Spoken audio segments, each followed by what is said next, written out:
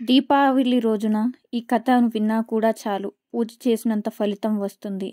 మన ఛానల్ని మరిన్ని భక్తి వీడియోల కోసం సబ్స్క్రైబ్ చేసుకోండి. మోక్ష సన్నది ఛానల్లో భక్తి సమాచారం కోసం మన ఛానల్ని సబ్స్క్రైబ్ చేసుకోండి. దీపావళి ఖచ్చితంగా అమావాస్య రోజున వస్తుంది కదా, ఆ మునుపటి రోజే నరక చతుర్దశి. ఈ రోజున అమావాస్య కాబట్టి కొన్ని పనులు చేయడం ద్వారా లక్ష్మీ కటాక్షాన్ని, ఆయురారోగ్యాల్ని, అష్టైశ్వర్యాన్ని పొందొచ్చు. ప్రతి చిన్న పని మనకు తేలికపాటి దైవ మార్గాన్ని, దైవ సూచన నిదర్శనం. ఈ దీపావళి రోజున ఉదయాన్నే ఇల్లు వాకిలి శుభ్రం చేసి, దీపావళి అంటే దీపాల వరుస అని అర్థం. ఈ దీపావళి రోజున అమావాస్య చీకట్లలో దీపాల వెలిగించి దైవాన్ని ఆరాధించాలి. పూర్వం నరకాసుడు అనే రాక్షసుడు ఘోర తపస్సు చేసి బ్రహ్మదేవుణ్ణి ప్రసన్నం చేసుకుంటాడు. బ్రహ్మదేవుడు వరం ఇవ్వడానికి పూనుకోగా అమరత్వాన్ని అడుగుతాడు. ఈ నరకాసురుడు విష్ణుమూర్తి లక్ష్మీదేవిని కాపాడినప్పుడు లక్ష్మీదేవికి అనగా భూమాతకు, వరాహమూర్తికి జన్మించిన సంతానం.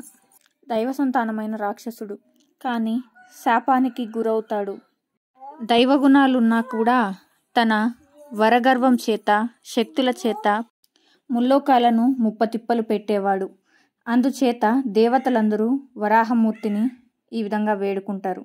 అప్పుడు వరాహమూర్తి భూదేవితో ఇలా అంటాడు: దైవగుణాలున్నా కూడా అతడికి నా ద్వేషిగా ఉండి నా చేతనే మరణం పొందుతాడు.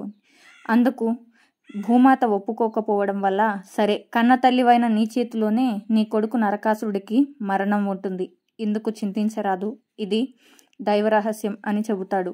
అందుకు అంగీకరించిన భూదేవి నరకాసురుడు ముప్పతిప్పలు పెడుతున్నప్పుడు శ్రీకృష్ణుడు అవతారం నరకాసురుడితో యుద్ధం చేస్తాడు.